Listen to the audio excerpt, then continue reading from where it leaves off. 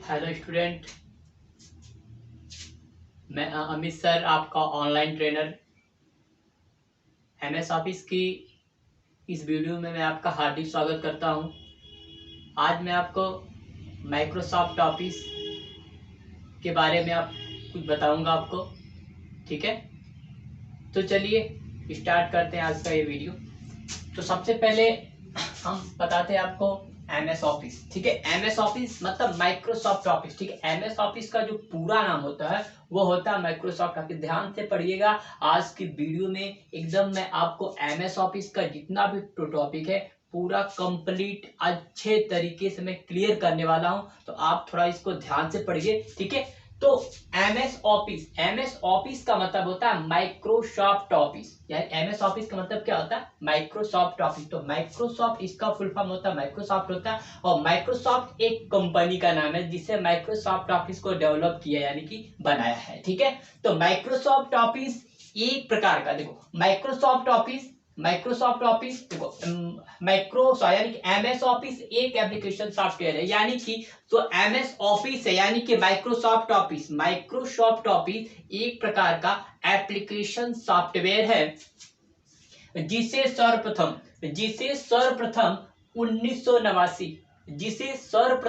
1989 में Mac OS के लिए यानी कि मैक ऑपरेटिंग सिस्टम के लिए सन 1989 में माइक्रोसॉफ्ट ऑफिस को लॉन्च किया गया था। और विंडोज ऑपरेटिंग सिस्टम के लिए यानी कि विंडोज ऑपरेटिंग सिस्टम के लिए 1990 में सर्वप्रथम यानी कि विंडोज ऑपरेटिंग सिस्टम के लिए 1990 में प्रथम संस्करण लाया गया।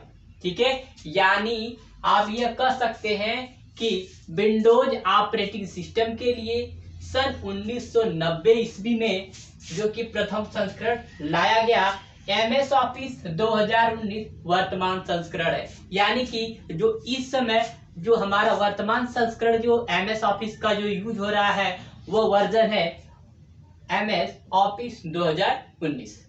ठीक है, समझ में आ गया। उसके बाद एमएस ऑफिस के द्वारा ऑफिस के सभी कार्य किए जा सकते हैं। एमएस ऑफिस के द्वारा ऑफिस के सभी कार्य किए जा सकते हैं। जैसे पत्र तैयार करना है, लेटर आपको बनाना है, तो उसके लिए आप माइक्रोसॉफ्ट ऑफिस का प्रयोग कर सकते हो। उसके बाद गणना करने का मतलब होता है अगर आपको मैथमेटिकल वर्क करना है, जोड़ घटाना गुणा भाग करना है, तो ये सब काम जो होता है आप माइक्रोसॉफ्ट ऑफिस में कर सकते हो। ठीक है, उसके बाद सुचित्रित कार्य यानी कि अगर आपको सुचित्रित कार्य करना, कोई चित्र वगैरह बनाना, तो उसके लिए भी आप एमएस ऑफिस का प्रयोग कर सकते हो। उसके बाद प्रस्तुतिकरण यानी कि अगर आपको प्रस्तुतिकरण बनाना है, प्रस्तुतिकरण का मतलब प्रेजेंटेशन बनाना। ठीक है, अगर आपको प्रेजेंटेशन बनाना है तो उसके लिए भी आप माइक्रोसॉफ्ट ऑफिस का प्रयोग कर सकते हो। उसके बाद डेटाबेस बनाना, अगर आपको डेटाबेस बनाना है, डेटाबेस तैयार करना है, तो उसके लिए आप एमएस ऑफिस का प्रयोग कर सकते हैं। ठीक है, उसके बाद ईमेल आदि यानी कि एमएस ऑफिस ईमेल के लिए भी उपयोगी है। यानी कि एमएस ऑफिस के अंदर जो पैकेज होते हैं उन पैकेज के अंतर्गत अलग अलग फीचर्स होते हैं और उसमें ये सारी जानकारी आपको मिलेगी कि किस फीचर में हमें पत्र बनाना समझ में आएगा, किस फीचर में हम गणना करेंगे, किस फीचर यानी कि किस वर्जन में यानी कि किस पार्ट में हम सुचित्रित कार्य करेंगे, प्रस्तुतिकरण बनाएंगे, या फिर हम डेटाबेस तैयार करेंगे, या फिर हम ईमेल को रिसीव करेंगे या फिर सेंड करेंगे।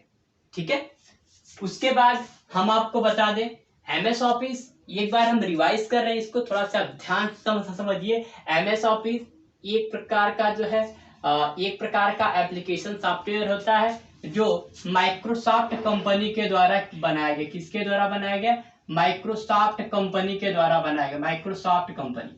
ठीक है, माइक्रोसॉफ्ट कंपनी के द्वारा बनाया गया है। ठीक है, और माइक्रोसॉफ्ट कंपनी दुनिया की नंबर 1 सॉफ्टवेयर कंपनी है, ठीक है, जिसके द्वारा ये बनाया गया है। और माइक्रोसॉफ्ट ऑफिस एक प्रकार का ऐसा सॉफ्टवेयर है जिसकी मदद से ऑफिस के सभी कार्य किए जा सकते हैं, यानी कि ऑफिस के जितने भी कार्य होते हैं सभी कार्य आप आसानी से इस पर कर सकते हैं। जैसे कि अगर आपको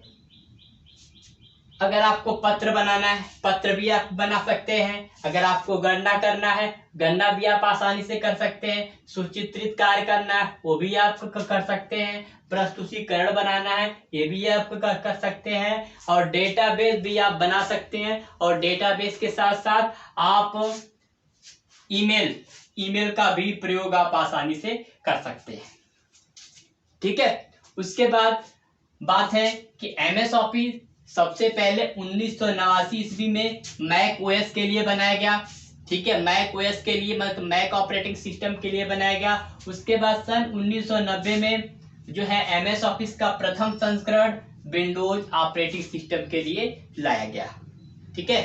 तो आपको सब समझ में आ गया। तो चलिए अब आगे चलते। अभी हमने आपको बताया था माइक्रोसॉफ्ट ऑफिस इंट्रोडक्शन के बारे में। अब हम आपको बताएंगे माइक्रोसॉफ्ट ऑफिस के हार्डवेयर रिक्वायरमेंट, यानी कि माइक्रोसॉफ्ट ऑफिस अगर आपको अपने कंप्यूटर या पीसी में अगर आपको इंस्टॉल करना है तो इंस्टॉल करने के लिए इसकी मिनिमम रिक्वायरमेंट क्या होनी चाहिए, ठीक है। तो उससे पहले मैं एक बात आपको मैं बता दूं कि एमएस ऑफिस 2013 एक नया संस्करण है, ठीक है। एमएस ऑफिस 2013 एक नया संस्करण है, बट प्रेजेंट टाइम में यानी कि वर्तमान समय में जो माइक्रोसॉफ्ट ऑफिस का जो नया संस्करण जो यूज हो रहा है वो वर्जन है माइक्रोसॉफ्ट ऑफिस 2019, ठीक है। बट 2013 भी एक प्रकार का क्या है, यह भी एक प्रकार का नया संस्करण है, ठीक है। यह एक प्रकार का क्या है, नया संस्करण है, ठीक है। तो यहाँ पे हम बात करते हैं सबसे पहले एमएस ऑफिस 2013 एक नया संस्करण है जो विंडोज 8 या उसके बाद के संस्करण पर ही चलाया जा सकता है। यानी कि जो एमएस ऑफिस 2013 है, एमएस ऑफिस 2013 जिसे हम विंडोज 8, विंडो 8.1 यानी कि विंडोज 8 के जितने ऊपर वाले संस्करण है उसी संस्करण पर हम माइक्रोसॉफ्ट ऑफिस 2013 या 2019 हम उस पर आसानी से यूज कर सकते हैं, ठीक है। और इसे एक्सपी या विस्टा में यूज नहीं किया जा सकता, यानी कि माइक्रोसॉफ्ट ऑफिस 2013 का जो यूज होता है वो विंडो विस्टा या एक्सपी पर नहीं किया जा सकता है, ठीक है। तो चलिए अब हम आपको बता रहे हैं एमएस ऑफिस के हार्डवेयर रिक्वायरमेंट के बारे में। एमएस ऑफिस के हार्डवेयर रिक्वायरमेंट के बारे में हम आपको बता रहे हैं, ठीक है। तो ये जितना भी हार्डवेयर रिक्वायरमेंट हम आपको बताएंगे, ये हार्डवेयर रिक्वायरमेंट जो आपका वो मिनिमम होगा। वो होगा क्या भाई, मिनिमम होगा। मैक्सिमम आपके आवश्यकता के अकॉर्डिंग आप बढ़ा सकते हैं, ठीक है। वो आपके सिस्टम कॉन्फ़िगरेशन पर डिपेंड करता है, ठीक है। तो सबसे पहले हम आपको यह बता दें कि एमएस ऑफिस में सबसे पहले आपके पास प्रोसेसर यानी कि सीपीयू आपका 1 गीगाहर्ट्ज का होना चाहिए। यानी कि मिनिमम अगर आपको एमएस ऑफिस 2013 यूज करना है तो आपके कंप्यूटर में मिनिमम जो सीपीयू होता है, जो प्रोसेसर होता है, वो कम से कम 1 गीगाहर्ट्ज का होना चाहिए, ठीक है। उसके बाद यह 86 और 64 यानी 86 का मतलब हो गया 32 बिट या फिर आपका 64 बिट का फास्टर प्रोसेसर होना चाहिए, ठीक है। उसके बाद बात करते हैं रैम यानी कि मेमोरी के बारे में। आपके कंप्यूटर में अगर आपको एमएस ऑफिस 2013 अगर आपको यूज करना है तो उसके लिए आपके कंप्यूटर में मिनिमम रैम 1 GB का होना चाहिए। बट वह 32 बिट ऑपरेटिंग सिस्टम अगर आपके कंप्यूटर सिस्टम में 32 बिट ऑपरेटिंग सिस्टम है तो उसके लिए आपके कंप्यूटर में मिनिमम 1 GB का रैम होना चाहिए। मैक्सिमम आप अपने सिस्टम के कॉन्फ़िगरेशन के आधार पर लगा सकते हैं, ठीक है। तो आपको यह पता करना है कि हमारे कंप्यूटर के में कितने बिट का ऑपरेटिंग सिस्टम इंस्टॉल है, तो इसे आप आसानी से पता कर सकते हैं। इसे पता करने के लिए आपको सबसे पहले अपने कंप्यूटर की प्रॉपर्टी में आपको आना पड़ेगा। कंप्यूटर की प्रॉपर्टी में आएंगे, एक डायलॉग बॉक्स ओपन होगा। उस डायलॉग बॉक्स में आप जाएंगे तो वहां पे आपको दिखाएगा सिस्टम कॉन्फ़िगरेशन। आपको पूरा का पूरा वहां पे दिखाता है कि आपके कंप्यूटर में कितना रैम लगा हुआ है, आपके कंप्यूटर में कितना हार्डवेयर का प्रोसेसर लगा हुआ है, ठीक है, और आपके कंप्यूटर में कितने बिट का ऑपरेटिंग सिस्टम यूज हो रहा है। तो ये सारी जानकारी आपको वहां पे मिल जाएगी, ठीक है। उसके बाद अगर आपका ऑपरेटिंग सिस्टम 64 बिट का है, उसके लिए आपके कंप्यूटर में मिनिमम रैम 2 GB का होना चाहिए, ठीक है। उसके बाद बात करते हैं हार्ड डिस्क का, यानी कि अगर आप अपने कंप्यूटर सिस्टम में हार्ड डिस्क, यानी कि अगर आप अपने कंप्यूटर सिस्टम में माइक्रोसॉफ्ट ऑफिस को इंस्टॉल करेंगे, यानी कि अगर आप अपने कंप्यूटर सिस्टम में माइक्रोसॉफ्ट ऑफिस को इंस्टॉल करेंगे तो उसमें कम से कम 3 GB का स्पेस होना चाहिए, यानी कि इसमें कम से कम 3 GB का स्पेस होना चाहिए। अगर इसमें 3 GB का स्पेस नहीं रहेगा तो उस कंडीशन में आपका जो माइक्रोसॉफ्ट ऑफिस है वो इंस्टॉल नहीं होगा, क्योंकि ये आपको पता है कि जब भी हम कोई सॉफ्टवेयर इंस्टॉल करते हैं तो उसके लिए हमारे कंप्यूटर में जो स्पेस होता है वो अवेलेबल होना चाहिए, यानी कि जो लोकल डिस्क सी की जो ड्राइव होती है उस ड्राइव में मिनिमम 3 GB का स्पेस आपका होना चाहिए। उसके बाद बात करते हैं डिस्प्ले का, ठीक है, यानी कि आपकी जो डिस्प्ले की जो यूनिट होती है, जो डिस्प्ले होता है वह 1024x576 रिजोल्यूशन का होना चाहिए, और उसके साथ साथ आपके कंप्यूटर में ग्राफिक्स भी अवेलेबल होना चाहिए।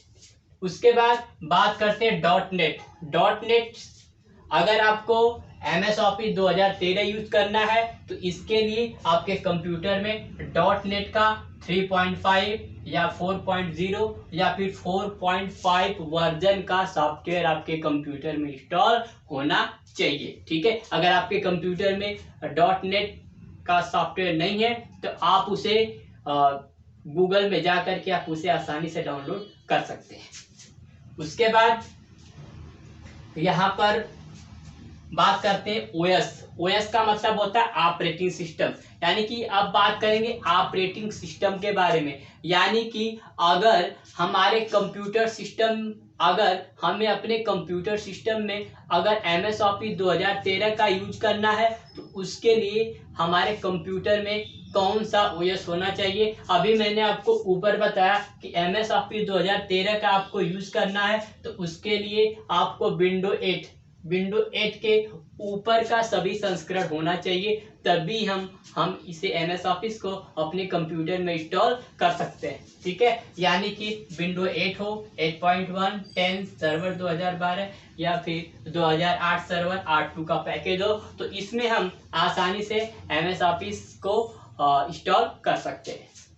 उसके बाद बात करते हैं ब्राउजर का सॉफ्टवेयर भी आपके कंप्यूटर में माइक्रोसॉफ्ट ऑफिस को इंस्टॉल करते समय होना चाहिए। हो सकता है आपका MS ऑफिस को एक्टिवेट करने या फिर अगर आपके कंप्यूटर में डॉट नेट का सॉफ्टवेयर अवेलेबल नहीं है तो उस कंडीशन में आपको ब्राउजर की आवश्यकता पड़ सकती है, तो आपके कंप्यूटर में ब्राउजर भी होना चाहिए, ठीक है। यानी कि मैंने आपको बता दिया कि MS ऑफिस जब आप अपने कंप्यूटर में इंस्टॉल करेंगे तो उस कंडीशन में आपके कंप्यूटर में मिनिमम हार्डवेयर रिक्वायरमेंट कौन कौन सा होना चाहिए, ठीक है। तो उम्मीद करता हूं कि आज की वीडियो आपको समझ में आई होगी। अगर आपको वीडियो समझ में नहीं आती है तो आप कमेंट करिए, चैट करिए, ठीक है। जो भी आपको समझ में नहीं आएगा मैं कोशिश करूंगा कि मैं आपको दोबारा वो सारी चीज मैं आपको स्टेप बाय स्टेप में समझाऊं। तो चलिए हम मिलते हैं आपसे एक नई वीडियो में, तब तक के लिए नमस्कार।